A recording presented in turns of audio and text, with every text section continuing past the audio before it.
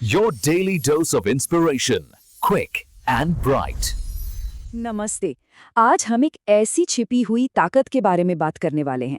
एक ऐसा अदृश्य इंजन जो हमारे स्मार्टफोन से लेकर पूरे इंटरनेट तक लगभग हर टेक्नोलॉजी को चलाता है। और इसका नाम है ओपन सोर्स सॉफ्टवेयर। तो चलो जरा गहराई में जाते हैं। ओपन सोर्स सॉफ्टवेयर को ना टेक्नोलॉजी की दुनिया का एक सीक्रेट कह सकते हैं। ये हर जगह है, सचमुच। लेकिन कमाल की बात यह है कि ज्यादातर लोगों को इसके बारे में पता ही नहीं होता। अच्छा, कभी ये सोचा है कि हम जो फ़ोन इस्तेमाल करते हैं, जो गाड़ियाँ चलाते हैं और जो इंटरनेट यूज़ करते हैं, इन सब में कॉमन क्या है? ये तो बिल्कुल अलग-अलग चीज़ें हैं, है ना? यही सवाल आज की हमारी बातचीत का सेंटर पॉइंट है। और ये आंकड़ा आपको हैरान कर देगा। 90%, जी हाँ, 90%। दुनिया का 90% से ज़्यादा क्लाउड इंफ्रास्ट्रक्चर, मतलब वो सिस्टम जिस पर नेटफ्लिक्स, बैंकिंग, सब कुछ चलता है, वो असल में ओपन सोर्स सॉफ्टवेयर पर ही टिका है। जरा सोचिए ये कितना बड़ा स्केल है। तो जो सवाल हमने पहले पूछा था, उसका जवाब यही है। वो सीक्रेट चीज, वो रहस्यमयी ताकत ओपन सोर्स सॉफ्टवेयर ही है। ये वो धागा है जो हमारी आज की पूरी टेक्नोलॉजी को एक साथ बांध कर रखता है। तो सवाल ये उठता है कि आखिर ये ओपन सोर्स होता क्या है? अच्छा, इसे समझने का सबसे बढ़िया तरीका है पहले इसके उल्टे को समझना, यानी कि क्लोज सोर्स को। तो देखिए, प्रोप्राइटरी या क्लोज सोर्स सॉफ्टवेयर को ना एक सीक्रेट फैमिली रेसिपी की तरह समझिए। सिर्फ जो मालिक हैं, जो कंपनी है, उसी को पता है कि इसमें क्या क्या डाला गया है, यानी कि कोड क्या है, और सिर्फ वही इसमें कुछ बदल सकता है। और इसके ठीक उलट ओपन सोर्स सॉफ्टवेयर वो एक ऐसी रेसिपी की तरह है जो ऑनलाइन सबके लिए डाल दी गई है। कोई भी देख सकता है कि इसमें क्या क्या है, उसे इस्तेमाल कर सकता है, और मज़े की बात तो ये है कि उसमें सुधार करके उसे और भी बेहतर बना सकता है। तो यहाँ पर दोनों के बीच का फर्क साफ दिखता है। ओपन सोर्स में कोड पब्लिक है, कोई भी देख सकता है, समझ सकता है कि ये काम कैसे कर रहा है, पूरी ट्रांसपेरेंसी है। जबकि क्लोज्ड सोर्स में कोड एक सीक्रेट है, एक ब्लैक बॉक्स की तरह, जिसके अंदर क्या है ये सिर्फ बनाने वाली कंपनी जानती है। ठीक है, तो ये तो समझ आ गया कि ये क्या है। अब सवाल ये है कि ये बनता कैसे है, और इसकी जो बनाने की प्रक्रिया है ना, वो नॉर्मल सॉफ्टवेयर बनाने के तरीके से एकदम अलग है। सबसे जरूरी बात, ओपन सोर्स सॉफ्टवेयर किसी एक कंपनी या एक ऑफिस में नहीं बनता। नहीं, ये तो दुनिया भर में फैले हजारों लाखों डेवलपर्स और वॉलंटियर्स की मिलीजुली मेहनत का नतीजा है।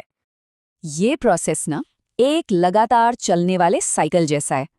मान लीजिए दुनिया के किसी कोने में एक डेवलपर को कोई गड़बड़, मतलब बग मिलता है, या उसके दिमाग में कोई नया आइडिया आता है, तो वो उसके लिए कोड लिखता है। फिर उस कोड को पूरी कम्युनिटी के सामने रखा जाता है। बाकी डेवलपर्स उसे चेक करते हैं, टेस्ट करते हैं, और जब सब ओके हो जाता है तो उस बदलाव को मेन प्रोजेक्ट में जोड़ दिया जाता है। मतलब ये लगातार बेहतर होता रहता है, सबकी मिलीजुली समझ से। तो अब ये तो पता चल गया कि ये क्या है और कैसे बनता है, पर सवाल ये है कि ये इतना जरूरी क्यों है? इसके फायदे क्या हैं?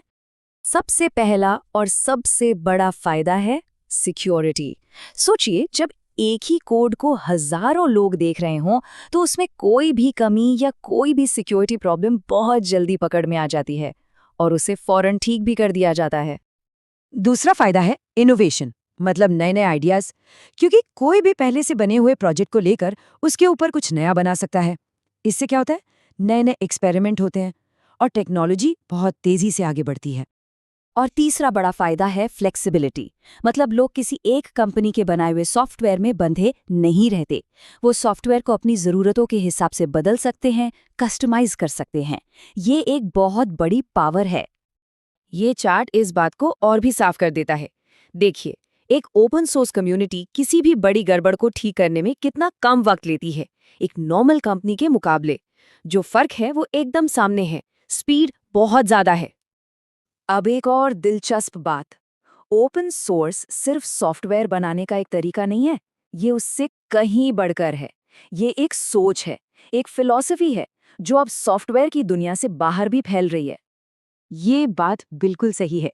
ओपन सोर्स मॉडल वाकई में इनोवेशन के लिए दुनिया के सबसे ताकतवर इंजनों में से एक है, ये कहना गलत नहीं होगा। आज ये जो ट्रांसपेरेंसी और मिल के काम करने का आइडिया है ना, ये सिर्फ कोड तक नहीं रुका है। ये artificial intelligence, scientific research, hardware design, यहाँ तक कि सरकारी डेटा और पढ़ाई लिखाई के क्षेत्र में भी फैल रहा है। ये एक तरह की शांत क्रांति है जो हमारी दुनिया को और खुला और सहयोगी बना रही है। तो आखिर में एक सवाल के साथ इसे खत्म करते हैं। अगर ट्रांसपेरेंसी और सहयोग मिलकर हमारी पूरी डिजिटल दुनिया बना सकते हैं, तो जरा सोचिए ये मिलकर और क्या-क्या बना सकते हैं। इसी सवाल पर सोचिएगा।